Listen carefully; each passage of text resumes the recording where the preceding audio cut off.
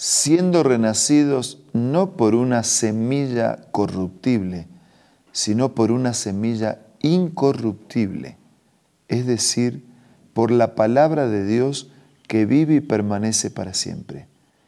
Eso es lo que nos convoca todos los días, necesitados de ser reavivados por la palabra del Señor. Hoy nos detenemos en el Salmo 132, pero antes pedimos la bendición de Dios. Padre nuestro, al abrir tu palabra te pedimos que abras nuestra mente y corazón. Lo hacemos necesitados y agradecidos en el nombre de Jesús. Amén. El Salmo 132 es un himno que se cantaba en las procesiones, en las caminatas, en el peregrinar del pueblo. Pero era al mismo tiempo un salmo real, un salmo aplicado a los reyes y era un salmo mesiánico, es decir, un salmo que anticipaba al Rey, a Jesús que habría de venir.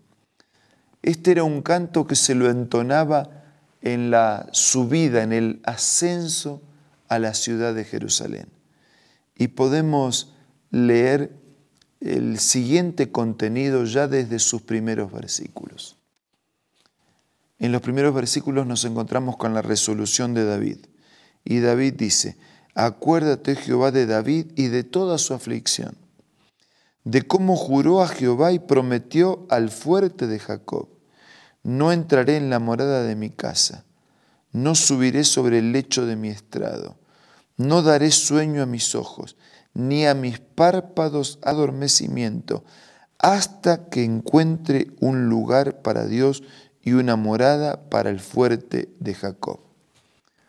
David está diciendo: Señor, no te olvides que hay un siervo llamado David que en la angustia clamó y tú lo libraste, pero que te juró y te prometió no solo fidelidad, sino que no iba a descansar, no iba a cerrar los ojos, no iba a dejar de trabajar, no me iba a dormir en el asunto, hasta que pudiera construir una morada para el Dios, para el fuerte de Jacob.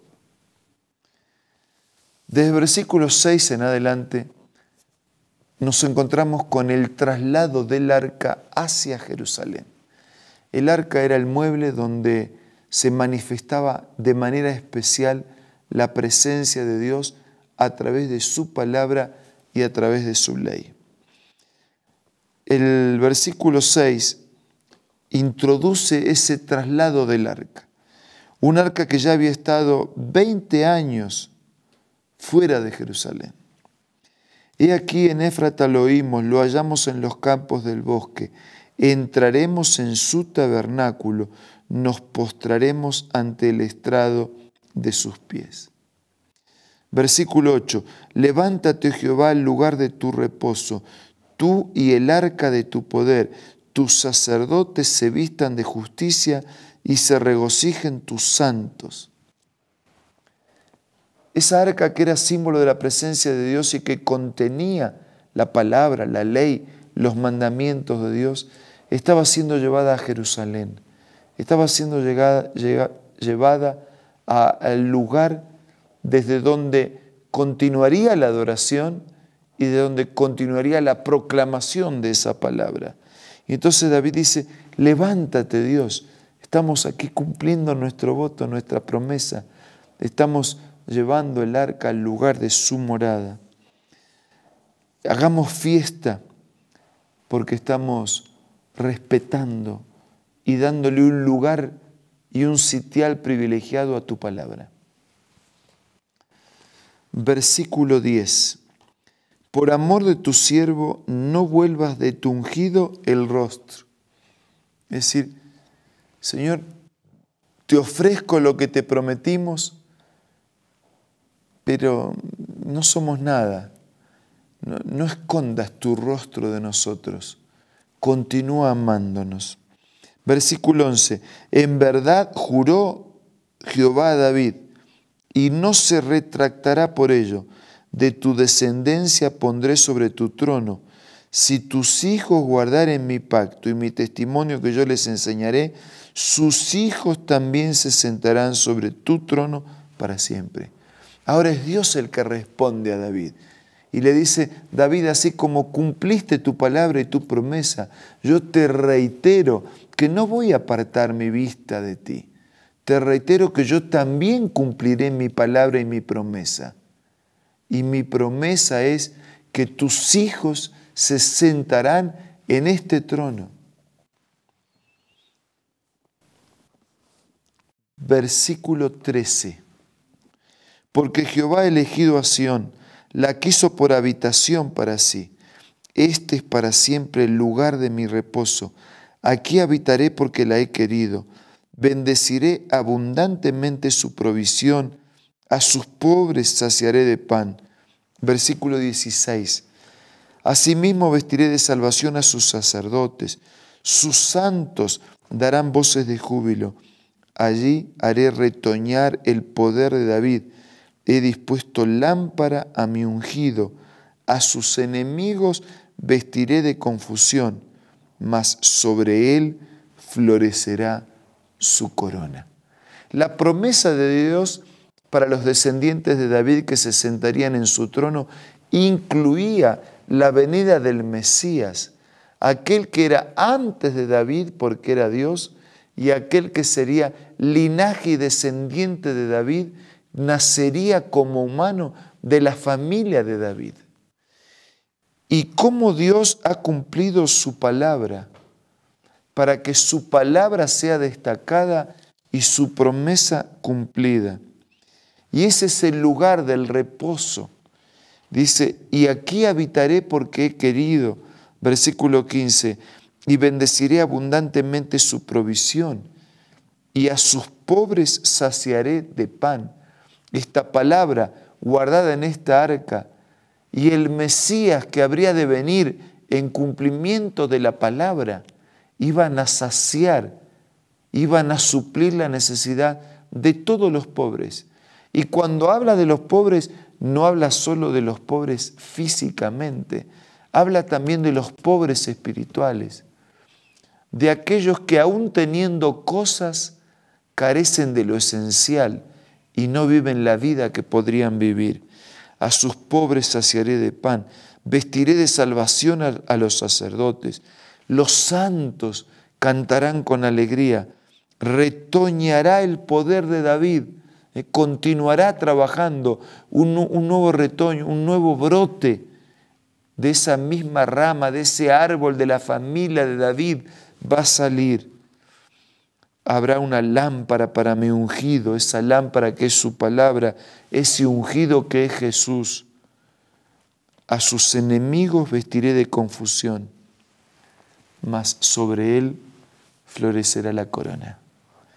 Un salmo precioso que nos habla de un pueblo que está llegando a Jerusalén con la palabra, que nos habla de un rey David, de otros reyes y del rey Jesús, que vendrían para exaltar la palabra, para vivir la palabra, para proclamar la palabra y para alimentarnos a través de esa palabra, generando esperanza, confusión en los enemigos que serán vencidos y esperanza de eternidad para cada uno de aquellos que creen en su palabra y en su mensaje.